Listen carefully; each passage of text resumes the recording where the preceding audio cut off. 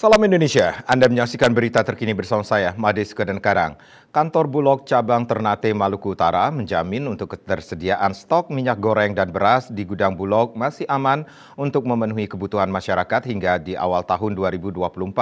Hal ini diungkapkan langsung oleh Kepala Bulog Cabang Ternate Zadrak Evert Mbatiwael.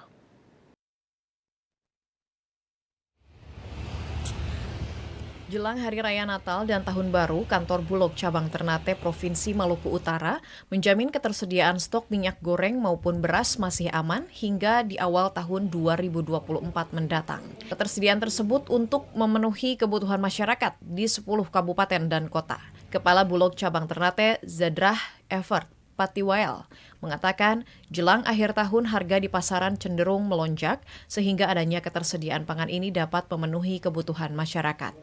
Saat ditemui Antara Rabu 20 Desember, ia juga menjelaskan ketersediaan stok minyak goreng di gudang Maliaro Kota Ternate sebanyak 11.000 liter dan masih tersedia 500 ton stok beras.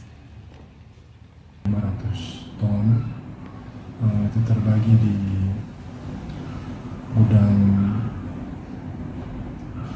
Salahuddin dan gudang Gamsunyi di Tobialo, gudang Salahuddin di Ternate, masing-masing kurang lebih 250 ton masing-masing gudang.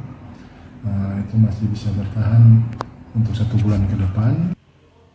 Kepala Bulog Cabang Ternate menyatakan untuk kualitas stok baik itu minyak goreng maupun beras sendiri tahan lama dan aman untuk dikonsumsi serta harganya pula terjangkau. Dari Kota Ternate Maluku Utara, Harmoko, Kantor Berita Antara mewartakan. Berita terkini bersama Minyak Kapun Ganapati Usada Bali, keluarga sehat. Update terus informasi Anda dengan subscribe dan like YouTube channel Bali TV @News Bali TV. Tetaplah bersama Bali TV. Salam Indonesia.